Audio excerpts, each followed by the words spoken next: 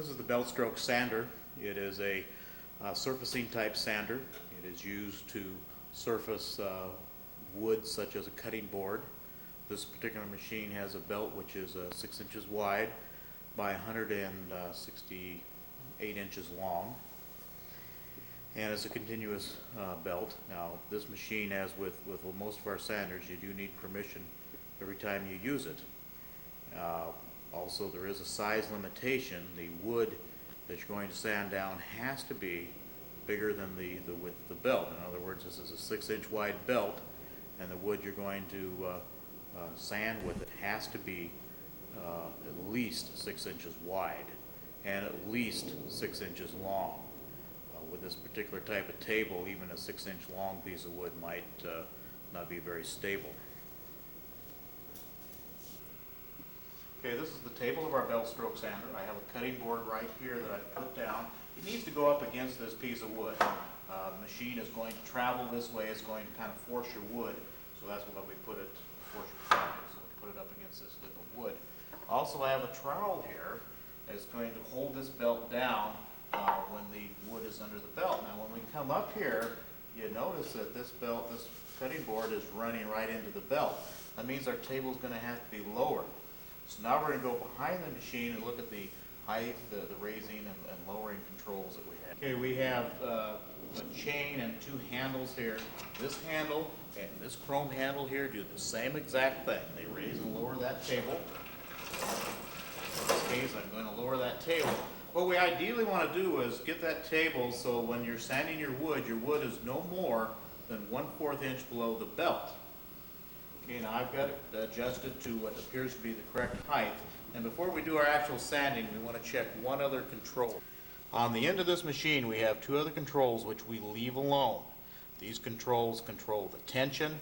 This is the tension of the belt. And really, this only has to be adjusted whenever we put a new belt on, which is probably only once or twice a year. This control here controls the tracking, or how it moves on the wheels. And again, this would only be adjusted probably when we put a new belt on. So for all practical purposes, you never ever touch these controls. If there's any problems with the machine, then your instructor will adjust it. Okay, now I adjusted this belt so it is just above our cutting board here. And when you use the machine, I'm right-handed, so I push down with the trowel. And I want to keep this moving, the table moving. We do this for several reasons. This belt is 60 grit, this particular belt, and it's quite capable of making your project disappear. If you press in one spot and would press long enough, you'd find that you could have no wood left. So we keep it moving, and this will tend to make it so we take an even amount off all over. And not only do I keep it moving here, then I'm going to bring it up here. Now I'm going to turn the machine on. It's not the easiest machine to talk over, but we'll turn it on and see how that goes. Okay, the machine is actually running now. And we press down with this trowel and work on sanding the top of our surface here.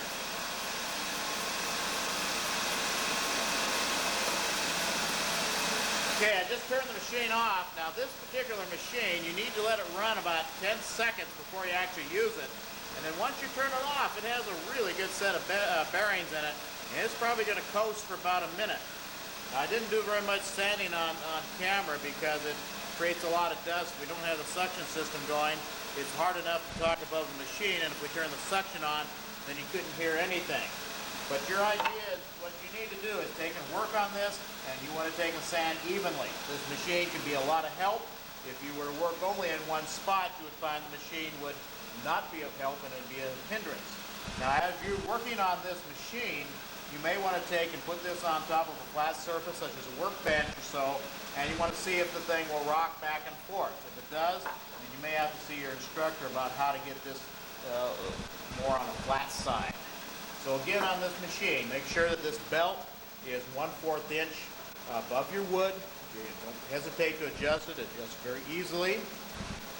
When you use the machine, you let it get up to full speed. This particular one has a squeak off when it starts.